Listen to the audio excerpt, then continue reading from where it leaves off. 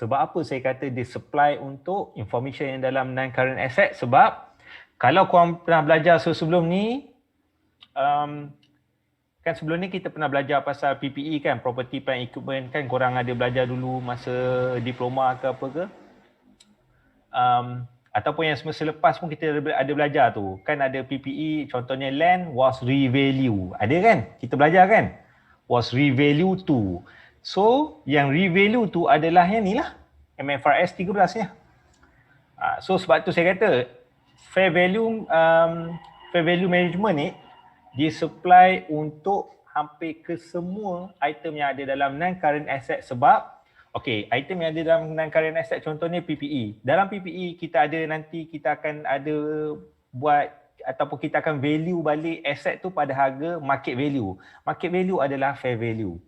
Contohnya nanti kita akan, kawan kamu akan present nanti kejap lagi non-current asset held for sales. Dia pun kita akan kira nanti pada harga fair value juga. Apa lagi? Investment property pun ada juga fair value management. Intangible assets, yes, fair value management. Impairment, ada juga fair value management. Maksudnya fair value management ni adalah kita letak harga pada kita value sesebuah aset tu pada harga market. Maksudnya pada harga, sekarang ni harga benda ni boleh dijual dengan harga berapa. Itu maksudnya fair value. That's why kalau kata kamu tengok sini, fair value is the price that would be received to sell an asset and paid to transfer a liability in an orderly transaction between market participant at the measurement date. First, dia bagi tahu pasal ni. Berapa harga yang kita akan dapat kalau kata kita jual? Market value lah tu. Berapa harga yang kita boleh jual aset tu pada masa sekarang? Jual tu maksudnya bila kita jual dapat duit kan. Itulah yang kita panggil market value ataupun fair value. Ataupun amount yang paid to be transferred a liability ataupun macam ni. Contoh, kamu ada hutang katakan 30,000 contoh. Kamu ada aset, company ada aset katakan mungkin tanah. Tanah tu mungkin dulu dia beli 10,000 je. Tapi sekarang ni bila kita revalue balik tanah tu, hutang tadi 30,000 kan? Katakan kita value balik tanah ni, katakan tanah tu pun harga dia 30,000. So, tanah tu kita boleh swap untuk settlekan liability. Ni maksudnya. Faham tak? Tak semestinya kita akan settle liability pakai duit, tak. Mungkin kita boleh gunakan aset tu iaitu pada harga market value untuk kita bayar hutang kita. Ini maksud yang kedua ni, paid to transfer a liability ni. So faham Fair value adalah market value. Nampak? The objective of fair value management is to estimate the price that which an orderly transaction to sell the assets or transfer the liability would take place between market participant and measurement dates under current market condition. Dia kita nak letak harga ni bukan suka-suka sebab dia ada situasi dia. Ada situasi kadang mungkin harga dia naik, ada situasi harga dia turun. So that's why apakah faktor-faktor yang kita akan nak tengoklah bila kita nak kira fair value ni. First kali adalah particular assets or liability that is subject of measurement. So dia ada spesifik jenis item dia. And then for non-financial asset, the valuation premise that is appropriate for the measurement. Dia kata. And then yang C adalah the principle.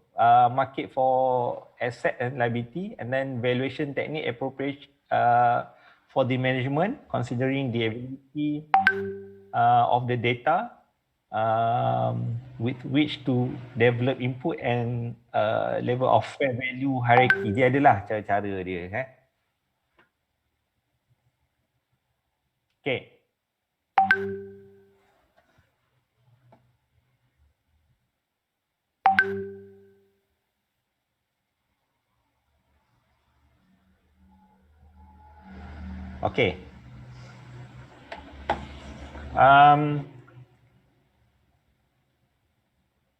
dia kata kat sini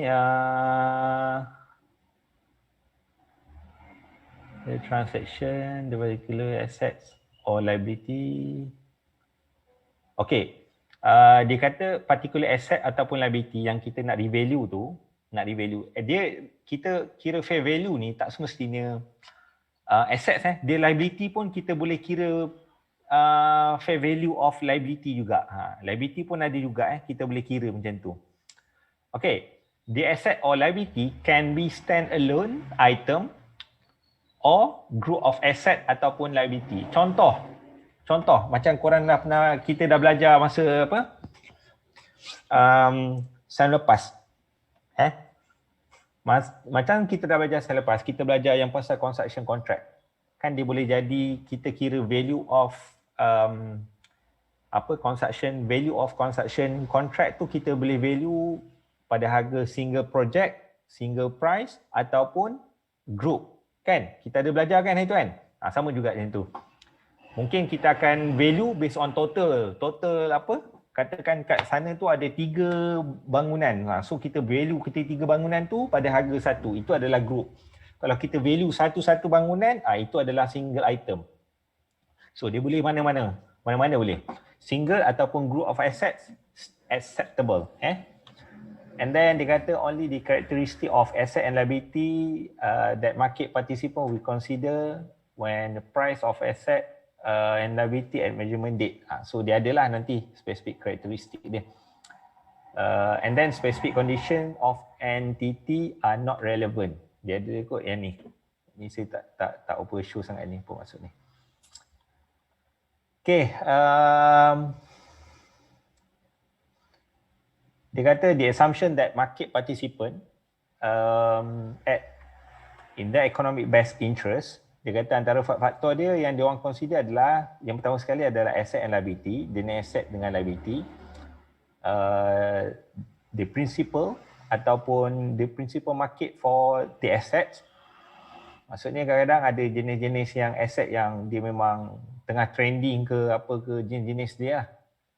Ada yang jenis-jenis aset yang dia tengoklah market pada masa itu memerlukan tak benda yang ni. Kadang-kadang benda tu dah outdated, so dia boleh mempengaruhi value of asset tu lah. And then market participant with whom the entity who enter into a transaction in that market. Contoh kita nak tengok siapa participant dia. Contohnya kamu adalah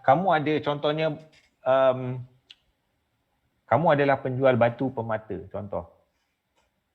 Ataupun kamu ada satu benda yang kamu tak tahu benda tu bernilai ataupun tidak. Kalau kata kamu berniaga dengan orang yang tak betul, orang tak betul tu bukan maksudnya orang gila. Maksudnya orang yang bukan ahli. Contohnya orang tu tak tahu langsung pasal batu-batu ni. So, dia akan kata, batu ni adalah batu biasa je, kau jual kat aku lah dalam harga RM200. Sebab batu tu mungkin nampak cantik, tapi sebenarnya batu tu orang tak tahu. Rupanya batu diamond ke apa ke yang bernilai memang gila-gila.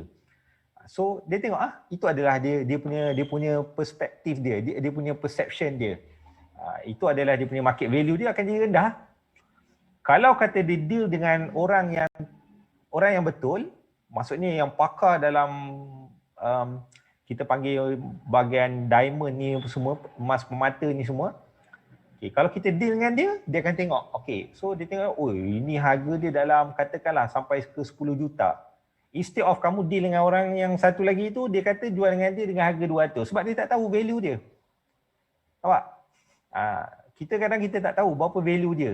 So that's why kita kata dia kadang-kadang harga dia bergantung kepada siapa orang yang kita deal tu. Ataupun market participant, siapa yang involved dalam transaction ataupun yang kita nak value buat apa market value sesebuah asset ataupun liability tu.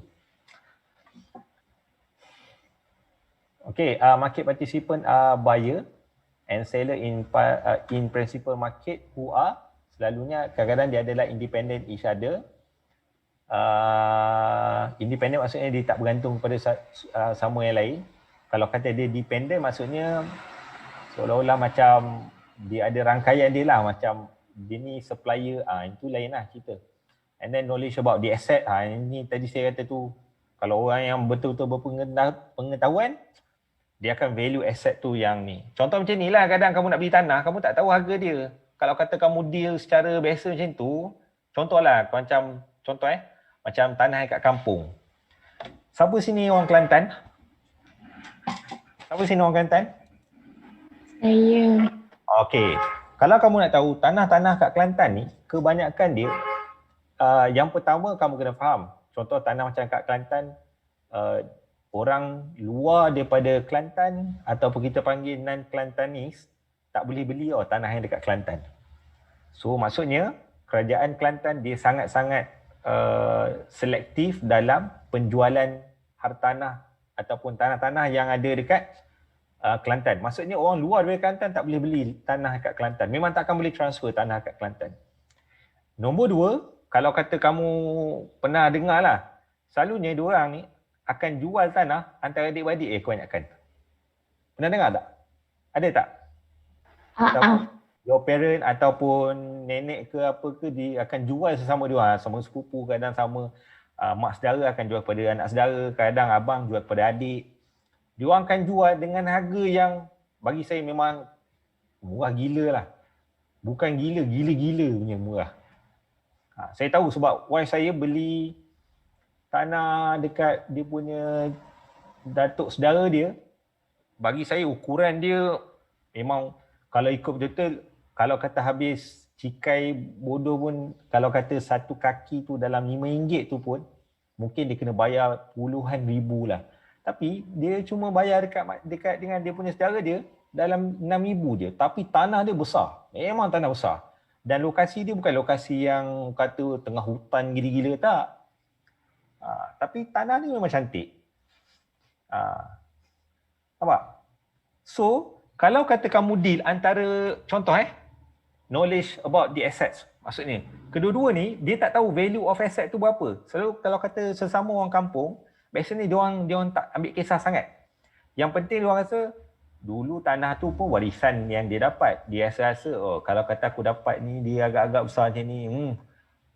Lalu dia kata, mu bagilah kat aku dalam 30,000, 40,000 macam tu kalau ada. Nampak? Dia kira pukul macam tu je. Dia tak kira knowledge about the assets pada masa itu sebenarnya value dia berapa. Padahal kadang-kadang value dia mungkin yang dia kata 40,000, rupa-rupanya boleh jual sampai ke 100,000 ke 200,000 rupanya. Kalau ikut yang value daripada pejabat tanah, jangan cerita lah.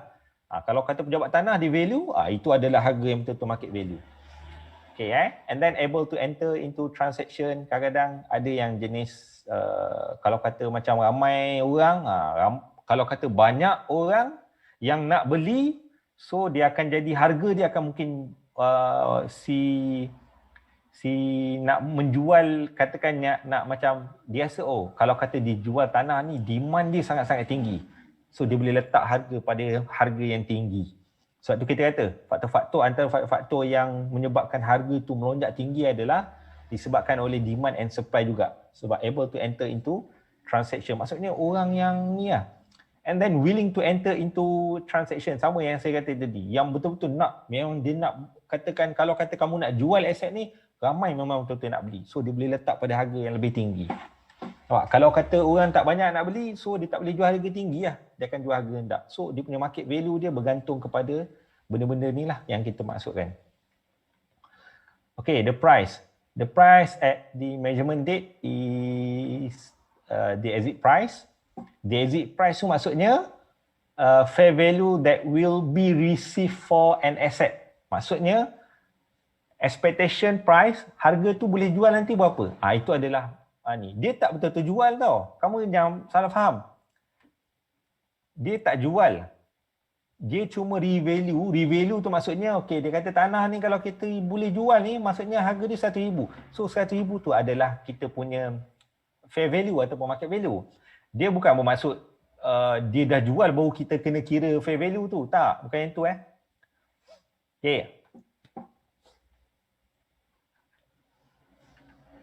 So valuation teknik ni dia sangat-sangat kata ni lah. Selalunya, contohnya kalau kata macam bangunan, macam rumah, benda semua. Kalau tanah, dia adalah nanti pejabat tanah dia akan ada. Kalau kata kamu pernah dengar lah, macam saya ada kawan, dia panggil property valuer ataupun dia antara company yang pejabat tanah ataupun macam bank, dia akan rujuk kepada company dia untuk value berapa sebenarnya harga semasa untuk sesebuah aset tu. Kamu kena faham tau, dia tak ada satu spesifik yang dia akan kira semua tepat. Katakan contoh kalau kata dia pergi ke tiga professional property valuer, katakan tiga-tiga bagi harga yang berbeza. So kita tak boleh kata siapa betul siapa salah. Sebab masing-masing dia ada judgement dia ada pengiraan dia, ada dia punya faktor-faktor yang dia ambil kira. Tapi selalunya ketiga ni tak adalah jauh beza sangat. Katakan macam apartment tu, kalau fair value dia, bank estimate dia punya market value dia lebih kurang dalam katakan 300,000 contoh. Selalunya kalau habis kuat pun seorang 310, seorang lagi 28, 29. Dia kan beza macam tu je. Dia tak ada tiba-tiba seorang 100,500, seorang 300,000. Tu gila lah tu. Maksudnya mesti ada something wrong. Okay, clear? Okay, the highest and the best use of the assets maksudnya kita apa, macam kita punya, kita kata use that maximize the value of assets. And then nombor dua, antara yang kita guna pakai adalah, yang kita nak tengok ni adalah physically possible, legally possible, permissible, and then financially feasible. Ni maksudnya kita akan tengok dari segi aset dia, physical dia, legally maksudnya kita tengok dari segi undang-undang lah, macam mana. Kalau kata undang-undang okey, kalau kata undang-undang tu ketat, so dia mungkin mahal lagi lah. Kalau kata undang-undang pun tak ada, boleh miliki, kata undang-undang Malaysia kata boleh miliki, itu senang lah. Tapi sebabkan kita nak transfer sesebuah aset tu kepada orang lain, dia ada proses undang-undang yang ketat, so biasanya akan mempengaruhi harga jugalah. And then financially lah.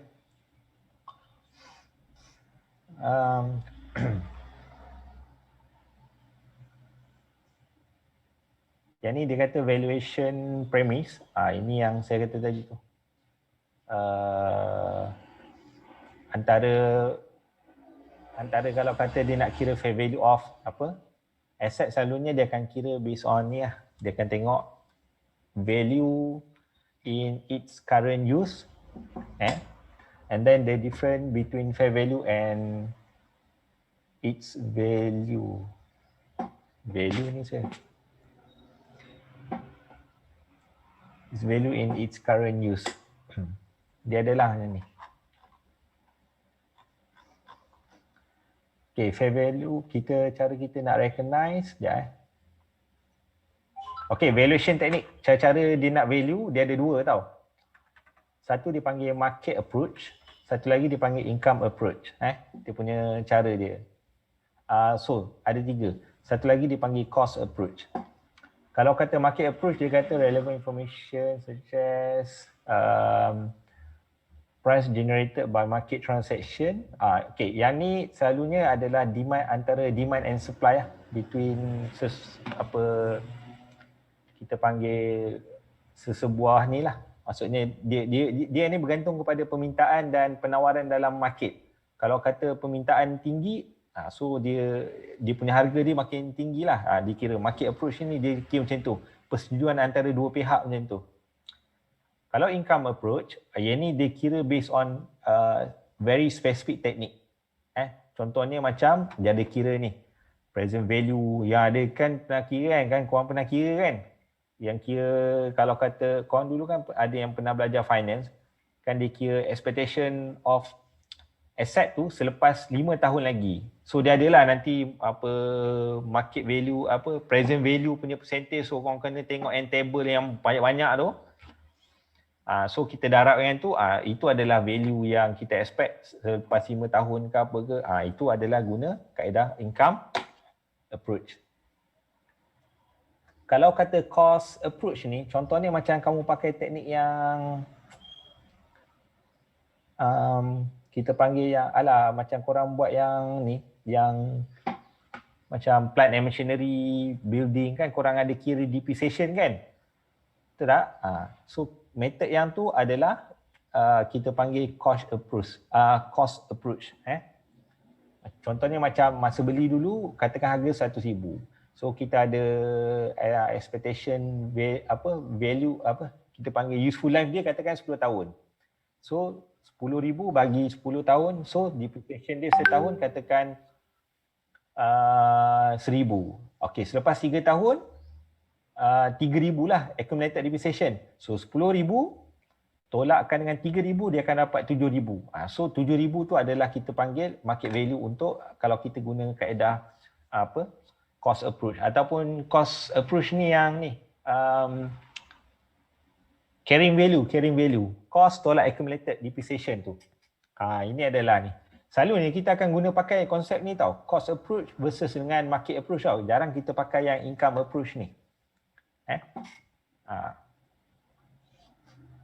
Sebab kalau kata yang, tapi in real life kebanyakan ada juga dia orang guna pakai ni, income approach ni. Sebab dia based on calculation punya base. Dia ada dah formula-formula yang ditetapkan. Okay, boleh? Ada apa nak tanya? So kita dah habis sebenarnya. Topik ni tak ada apa. Soalan pun tak ada sebenarnya. Sebab topik ni dia akan supply untuk semua information yang kita kata tadi.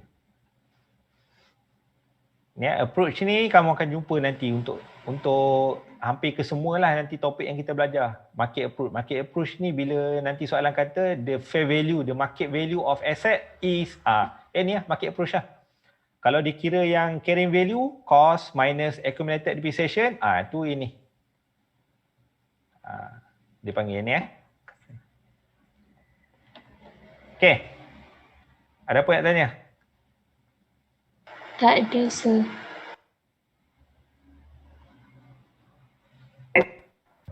Sir, nanti nak word ni, sir. Ada? Nanti saya bagi.